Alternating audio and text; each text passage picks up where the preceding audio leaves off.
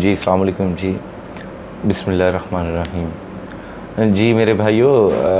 मैं एक्चुअली आज जिस मौजू पे आपसे बात करना चाह रहा हूँ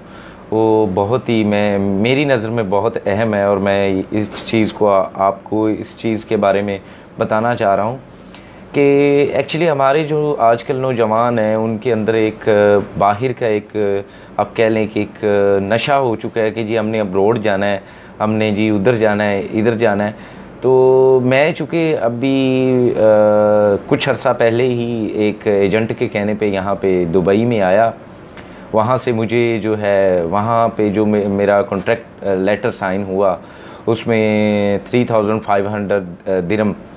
यानी 3500 दिरहम का मैंने कॉन्ट्रैक्ट किया, और मेरी जो है पोस्ट उन्होंने मुझे बताई कि आपका वर्क एज आ कार्गो सुपरवाइज़र है। तो जब मैं यहाँ पे पहुँचा तो मुझे ये पता चला कि जी मुझे उधर से एजेंट ने एज आ लेबर के वीज़े पे भेजा है।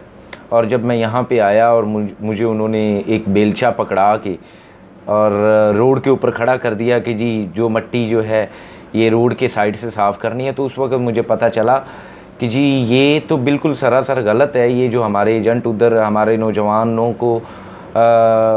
फंसाने का एक तरीका बनाते हैं कि जी आपको जी वहाँ पे ऑफिस के अंदर जॉब है, जी आपने सारा दिन एयर कंडीशन में रहना है, जी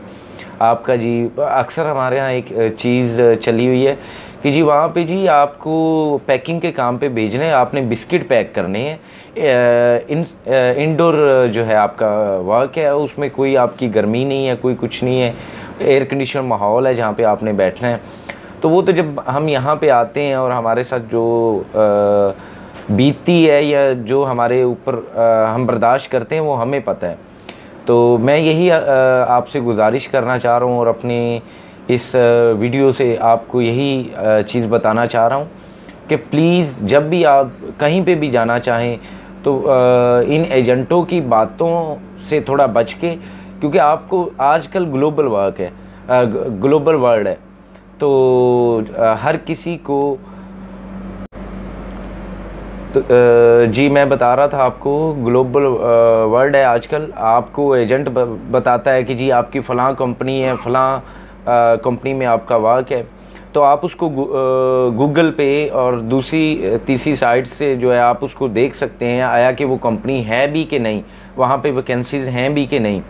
तो मैं तो पहले जब स्टार्टिंग में यहाँ पे आया था तो मैं काफ़ी इस सिलसिले में काफ़ी परेशान था कि जी अब पता नहीं क्या होगा क्या नहीं होगा, लेकिन मेड इन पाकिस्तान। तो फिर उस वक्त मैंने सोचा, मैंने कहा कि इस प्लेटफॉर्म को मैं यूज़ करते हुए मैं अपने दोस्तों को ये बताना चाहता हूँ, अपने भाइयों को जो यहाँ आने में बहुत क्रेज़ी हैं कि जी हमने अब्रॉड जाना है। भाई यहाँ पे कुछ भी नहीं है। मैं 3 लाख रुपया लगा के आया हूँ पाकिस्तान से,